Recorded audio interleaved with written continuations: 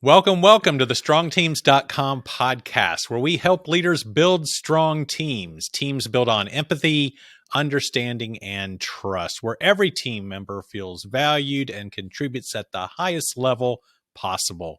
I'm Steve NeSmith. And I'm Rodney Cox. Rodney, great to see and hear you today. How have you been doing? Oh my gosh, what a whirlwind week it's been. And I'm getting ready to head to Atlanta and speak to some Baptist folks. And so I've been preparing for that. But it's been a good week, and fall has fallen here. There's no leaves left on the trees. You know, we got all the leaves on the ground now. So I've got a yard full of leaves that I'm trying to procrastinate getting them raked up, but they're actually kind of pretty laying on the lawn, all the different colors, but I've got to get them up soon. You're traveling again. I know you're heading down to Atlanta, but you're traveling again to Alabama, Birmingham area. Is that what I heard? Yeah, so Tuesday through Thursday of next week, I'll be with One Ascent team in Birmingham, Alabama. Their mission is to help clients and families find clarity and confidence and contentment, that word contentment, right, in their financial lives. And I'll be down there with their team doing some team building. And so, and then tomorrow, actually, we're recording this on Wednesday of the previous week. So tomorrow I'll be with Southside Baptist Network. That's Atlanta pastors, and Southside Network serves, I think, about 80 congregations in about 10 languages and 13 zip codes across the South Atlanta area.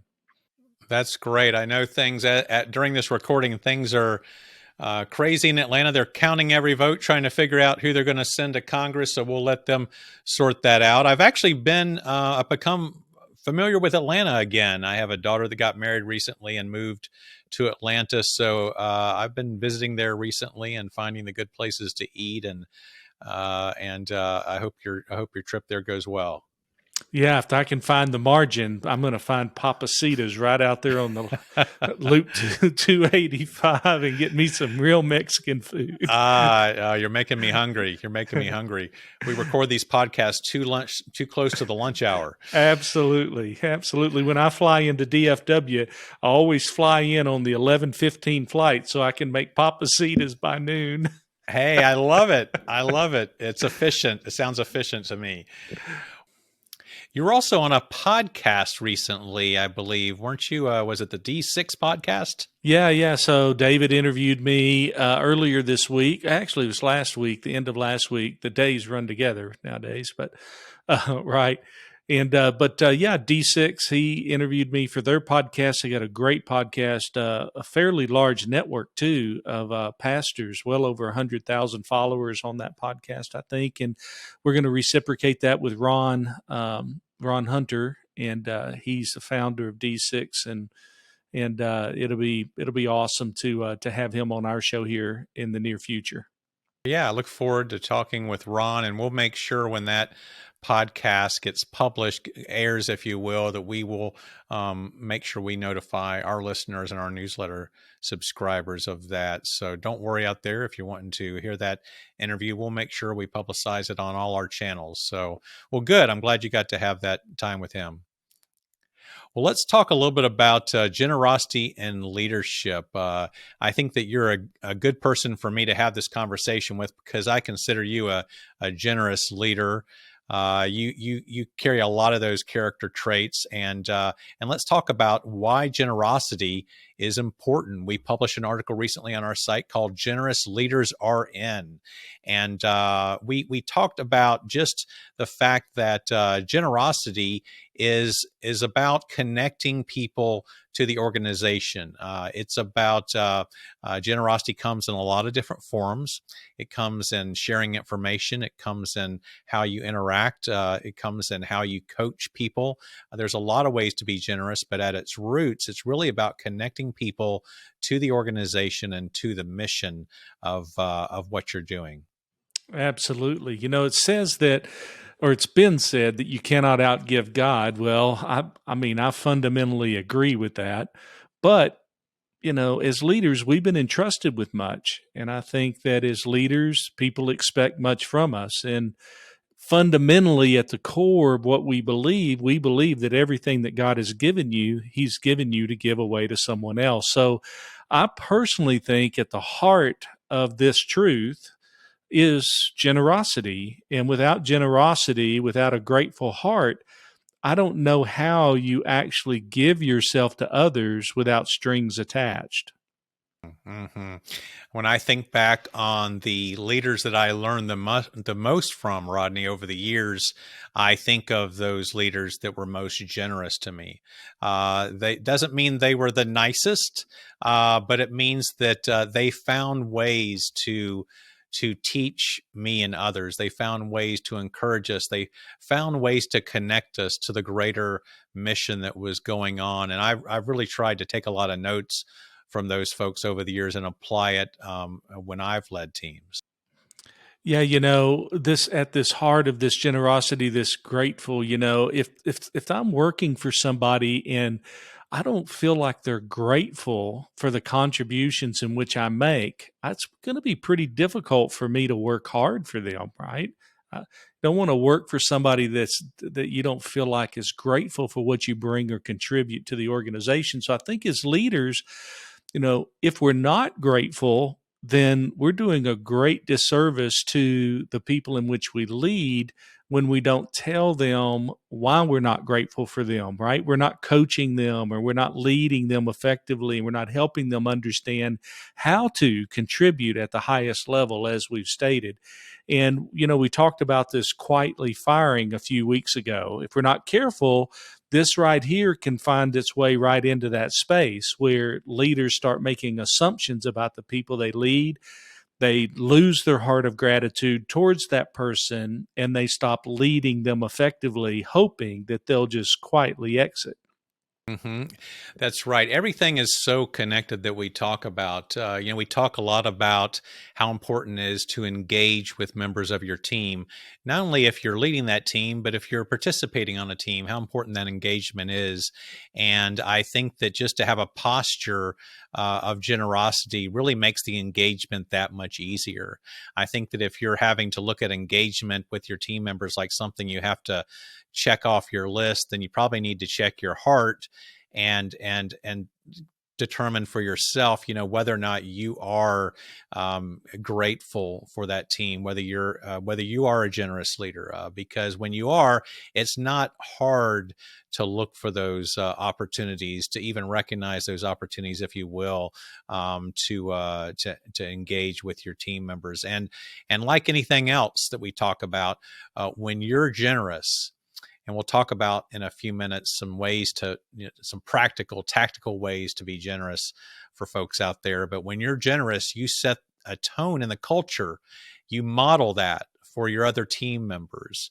You create and develop team members that are generous when you exhibit and model that type of attitude, take those type of actions on behalf of your team. I think that great leaders love deeply, and for those of you that have been following us very long at all, that we ascribe to Dr. Dale Tackett's definition of love, and he describes love as, or defines love as, the zealous, selfless seeking of another's true good. And so I think at the core of generosity is the ability to be others focused. And so I think leading from that space of generosity communicates to the people in which you lead that you value them as members of the team, and you value their contributions in the larger mission. You love them deeply. And when you need to reprove them, or when you need to help them understand how to make a course correction, love leans in and communicates to them what they need to do in order to improve and to contribute at the highest level. Once again, it's based on empathy and understanding, and, helping people just contribute at the highest level. Adam Grant wrote a book. It was a bestseller. It was called Give and Take. And he really said that decades of research and psychological studies, really indicate and can make a sound argument that generous leaders are the most successful. And when he gets down to the why of that, he says it's because successful leaders are tied to how they interact with others. It all boils down to the relational capital that they have with someone else. I'm a big Adam Grant fan. If folks don't know about him, he is a professor. Oh, I'm going to get it wrong. I think he's a professor at the University of Pennsylvania, and he specializes in organizational leadership and organizational communication. He's got a few books out there and publishes a lot online. And generosity is a theme of really. I'm glad to see that generosity is a theme of a lot of things I'm reading these days. I think that the pendulum has swung back in some ways where and really tried to explore the contributions that generosity makes in the workplace. I think in the early days, I think people were kind of practicing, especially leaders. I'll just, from my experience, folks were practicing generosity. I did at times, really as almost kind of a self-serving tool, a way to accomplish, to get stuff done. At the end of the day, it's about getting stuff done. And well, if I can, however I can motivate the team to do that. And really, over time, your team will be able to see through that if it is self-serving. Self-serving really has to be an altruistic expression in the workplace, just like it needs to be in life. And so many things in life really just they apply in the work environment as well, especially in the ministry environment where the expectation is high that people really believe that people are there for a much higher mission, and they've got love in their hearts, and they really want to express it through their service in the ministry.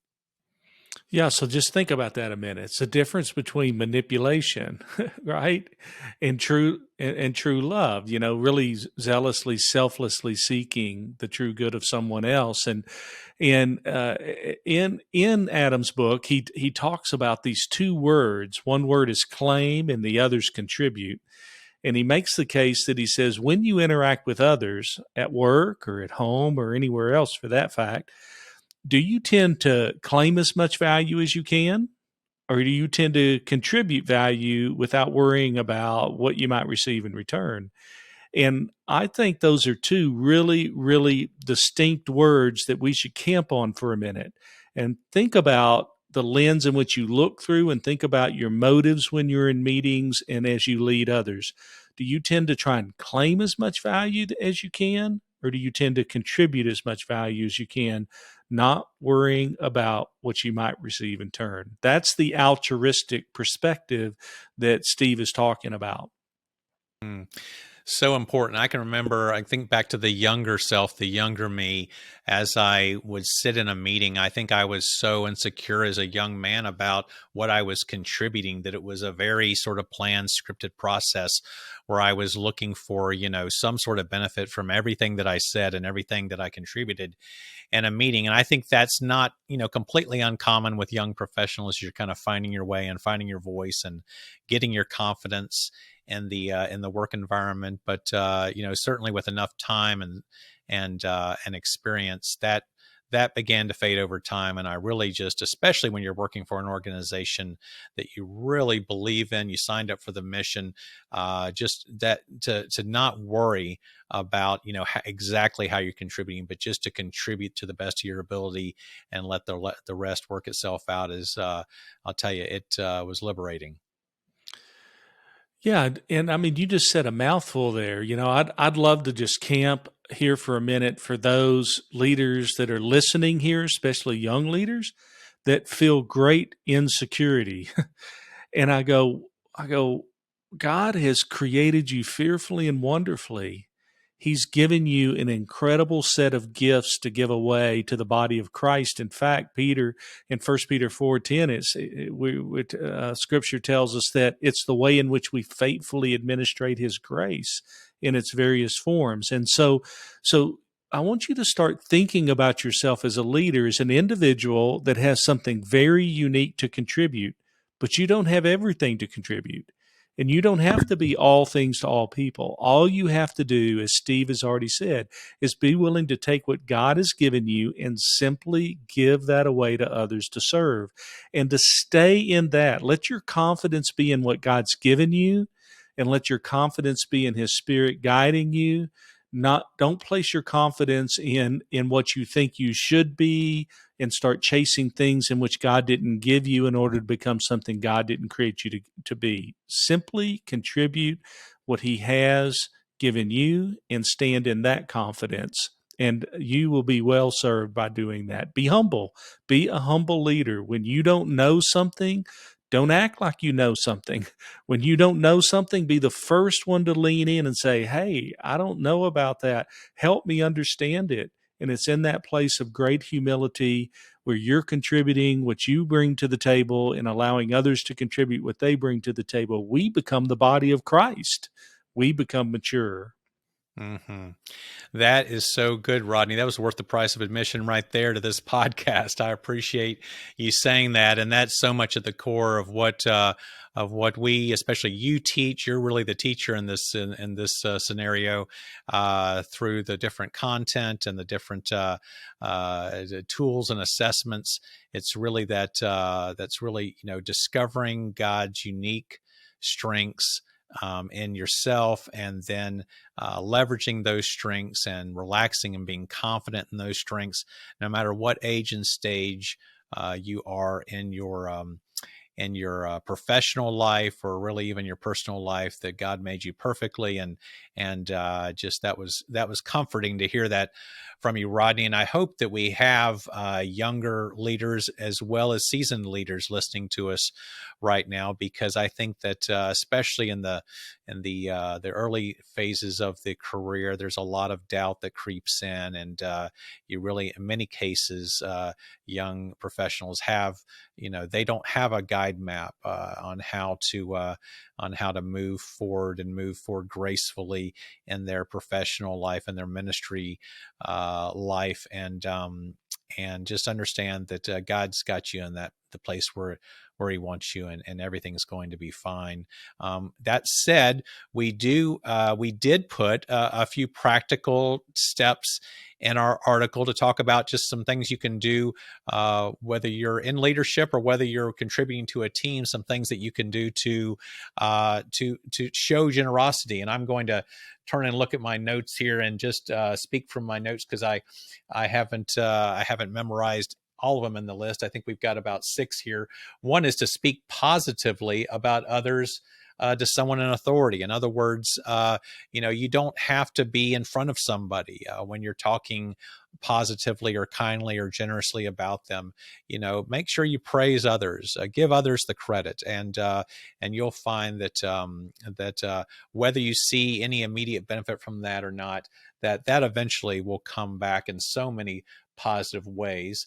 Another we have here is to foster a culture of generosity by asking for and giving help, a cornerstone of your company culture. That's particularly focused on leaders, and something we talked about at the outset of this conversation is setting that tone in the organization. If you don't, somebody else is going to set their tone in the organization, and it may not be one of generosity. Wouldn't you agree?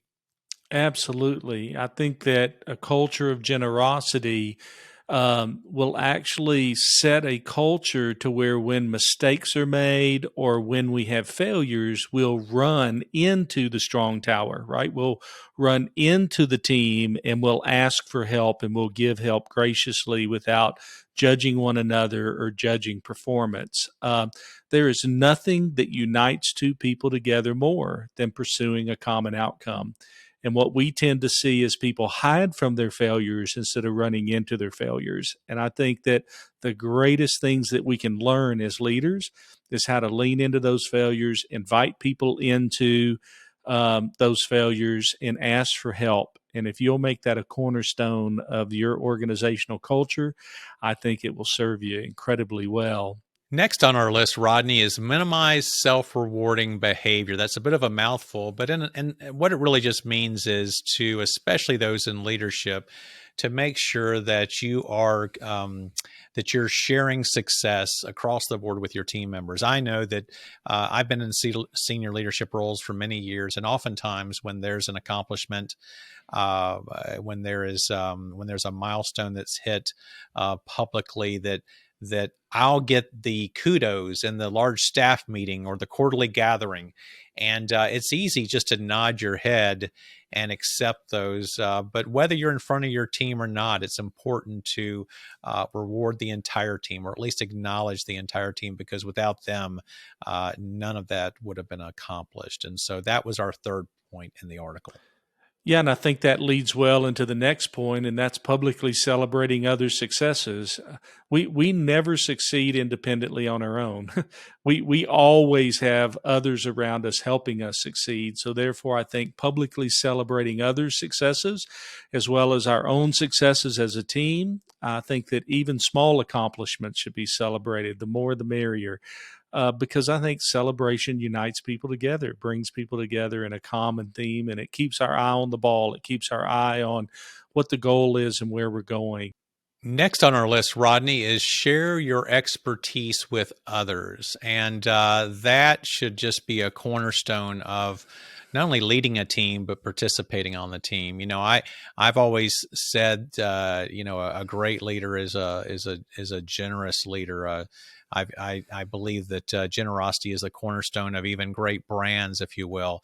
And, unfortunately, there can be an insecurity there that if you share too much information, show folks how it's done, if you will, that you'll work yourself out of the job. I've always said publicly to my team members, I'm always trying to work myself out of a job. I want to create Amen. systems and processes that work well without me one day, because they're so easy to implement when I'm not around. And so I think it also shows, if I don't mind saying to myself, it shows confidence when you're able to talk about that out loud, that you want to share as much as you can, because you want the team to be successful, even when you're long gone, even when you've been called out to the mission field, or whether you got the flu for 2 weeks, like my wife had recently, and she couldn't be there at the office. Well, the operation ran well without her, because she had poured so much of herself into so many others, and so sharing information is so important. It's a great way to kind of show that generosity in the workplace. Are you saying it's not the mark of a great leader when you are gone for a day or two and things just implode all around you? Yeah, no, that's the embarrassment for a leader, is that when that happens. And that's, in fact, I use it all the time when I'm, kind of leading my team, as I talk all the time about, hey, we want to have this process so tight that, that if I get hit by a bus or have the flu for a week or two, that, or I'll point to somebody on the team. If Susie, has the flu for a week or two, we're not strapped, because we know how to keep this process going just as smoothly, even without that key team member. No, I think it's embarrassing if things fall apart the day after you leave. Then what were you doing? Okay, for our listeners and watchers, here's some truth serum right here. If you really were to ask my team, they would probably say things run a whole lot more efficient whenever I'm gone than when I'm here. And they actually try and figure out ways to help me stay on the road more, if you know what I'm just kidding. Rodney. It is not true. Rodney. It's not true. It's not true. We love you, Rodney. All right. And last on our list is encourage those who overhelp to set healthy boundaries to avoid burnout. This is particularly, this sounds very specific, but it happens a lot, especially if you lead teams. You always have somebody, or sometimes it's more than one person, but you have somebody on the team that is working themselves to the bone, because, they haven't shared enough information probably with their teammates, and they're trying to do too much themselves, and they're worried about losing their job, or just, being seen as less than. And I think that really, I'll tell you, when I really noticed my team over the years, my team members seemed to really appreciate when I would tell them to go home at night, or when I would tell them that they're expecting too much of themselves within the context of maybe a project discussion or that type of thing, and that I wasn't there. I know this is, maybe at times it is self-serving. I know that if I'm burning out team members, if team members are burning out themselves, then they're not going to be around for very long. That is not good leadership. And also, too, I really want to help develop my team members in a way so that when they're long gone, maybe they moved on to the next season of their life, that they're not still burning themselves out everywhere they go. I think that that helping your team members set healthy boundaries by helping them figure out more strategic ways to do their work, helping some of them learn for the first time what a process is, what a system is, so that they can learn how to set up their work in a way that that gets it done the most efficient way possible, is a great way to show generosity. Yeah, work-life balance is important. We should work with great joy, right? And great gratitude that we have the opportunity to serve in the kingdom, and do the work in which we do. And yet, but we also have a family, and we need a good work-life balance. And, when we connect that all back to temperament, for those of you that have been following Leading from Your Strengths and experienced the Leading from Your Strengths profile, that we attach some fears with the strengths chart. So like, if you're an optimist, my number one fear is I don't want to lose somebody's approval, so I'll tend to not set healthy boundaries, and I'll tend to overserve, and I'll tend to underserve my family, and sacrifice my family if I'm not careful, if I'm predictable, and I like that steady, amiable connection to others, right? Well, I can't say one small but significant word in the English vocabulary, right? No. But there are times in which you should say no. And that's healthy to say no when your plate's full, and if you take anything else on, you're just going to make a big jumbled up mess of all of it, and though nothing's going to be done well. And so temperament's important in understanding what's your natural leaning and temperament towards setting healthy boundaries, and how you see time, and what it is that you have to contribute. I think is really, really important, Steve.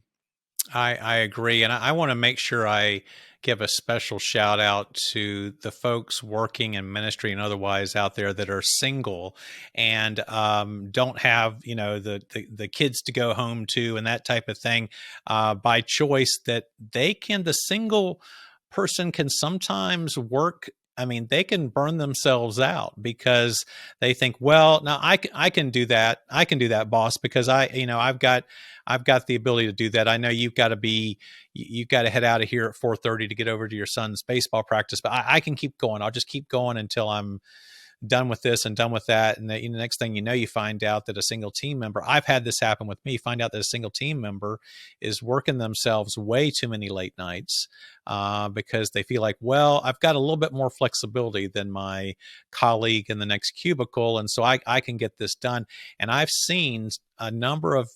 experienced seeing a number of team members in my career that have let those boundaries go. So I think, especially if you're a leader and you've got, just first of all, to the single team members, you do not have to take up the slack of everyone that's out there that is got, t-ball practice at 5 o'clock and got a soccer game to get to by 5:30.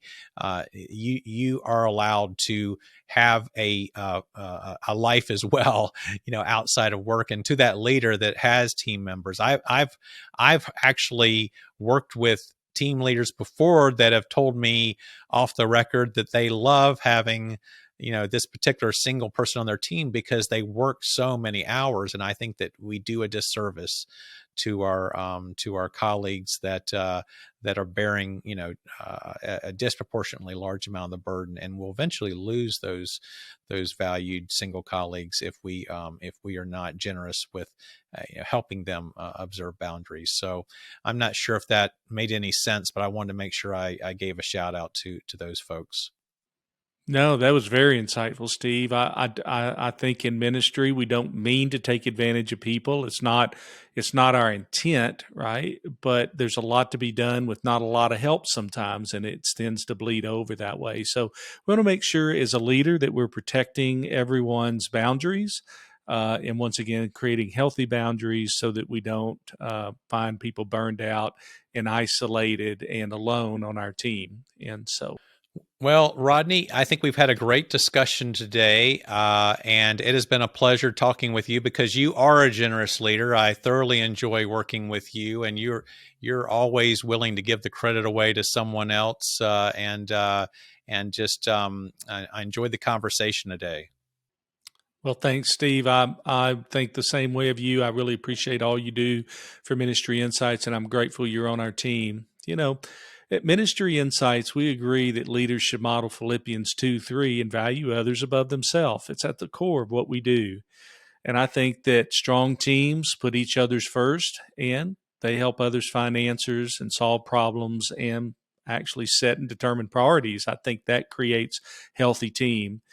And I believe that strong teams are built by strong leaders, leaders who build on empathy, understanding, and trust, where every team member feels valued and contributes at the highest level possible. We're glad you joined us today, and until we meet again, God bless.